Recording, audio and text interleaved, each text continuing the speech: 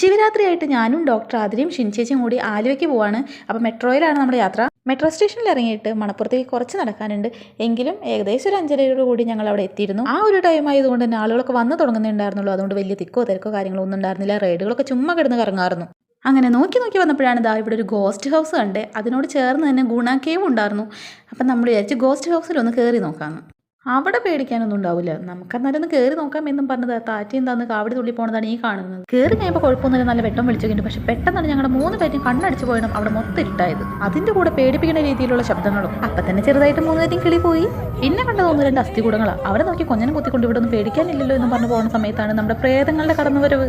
ആ കൂറ്റിട്ടത് ഭയങ്കര ശബ്ദത്തോടുകൂടി പ്രേതങ്ങൾ നമ്മുടെ അടുത്തേക്ക് വരുമ്പോൾ എൻ്റെ പൊന്നോ നമുക്ക് പറഞ്ഞറിയിക്കാൻ പറ്റില്ല. നമുക്ക് പേടിച്ച് ഞങ്ങൾ 3 പേരും കരഞ്ഞുകൊണ്ട് ഓടാറുന്നു.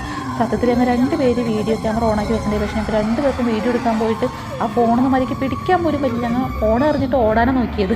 അതുകൊണ്ട് ഞാൻ ഭാഗങ്ങളൊന്നും കാണിക്കാൻ പറ്റാണ്ടായി.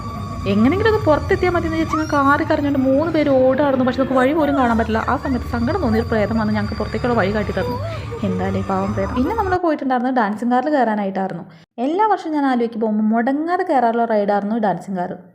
രാത്രിയാണ് പോവാറ്. അതുകൊണ്ട് തന്നെ നല്ല തിരക്കായിരിക്കും. നമ്മൾ 100 രൂപ കൊടുത്ത് കയറി നമുക്ക് 1-2 മിനിറ്റ് അവരായിട്ട് കറക്കിയത്. നമുക്ക് ആ റൈഡ് ഒന്ന് ആസ്വദിച്ച് വരുമ്പോഴേക്കും ആ റൈഡ് സ്റ്റോപ്പ് ആവും. നമ്മൾ ഭയങ്കര വിഷമത്തോടെയാണ് ഇറങ്ങി വരാറ്.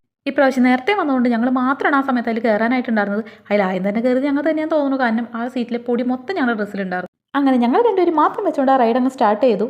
റൈഡ് സ്റ്റാർട്ട് ആയി കഴിഞ്ഞപ്പോൾ അവിടെ നിന്നൊക്കെ ഓരോരുത്തർ വന്ന് അവിടെ നോക്കി വെക്കാൻ തുടങ്ങിയിട്ട് ഞങ്ങൾ മാത്രം ഇരുന്ന് കറങ്ങണം കണ്ടിട്ട് കുറേ പേര് ചിരിക്കുന്നുണ്ടായിരുന്നു, വീഡിയോ എടുക്കുന്നുണ്ടായിരുന്നു. അപ്പോൾ ഇത് കണ്ടപ്പോൾ ഇവരെന്ത് ചെയ്തു, ഇവർ ഞങ്ങളായിട്ട് കുറേ നേരം കറക്കാൻ തുടങ്ങി. ഇത് കണ്ടിട്ട് ആരെങ്കിലും വന്ന് ടിക്കറ്റൊക്കെ എടുക്കട്ടെ എന്ന് വെച്ചിട്ടായിരിക്കണം.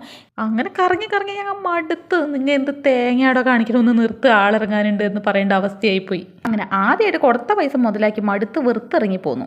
ഇത് നമ്മുടെ ഡോക്ടർ മാരേജ് ചെയ്യാൻ പോണ പയ്യനാണ് അജയ്.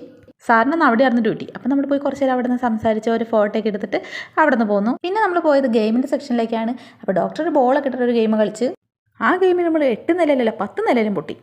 കൊടുത്ത പൈസ പോയ വിഷമത്തിൽ നമ്മൾ 2 ഐസ്ക്രീമും ബജിയും എല്ലാം കഴിച്ച് മണപ്പുറത്തോട്ട് ടാറ്റ ബൈ ബൈ പറഞ്ഞ് വീട്ടിലേക്ക് പോന്നു.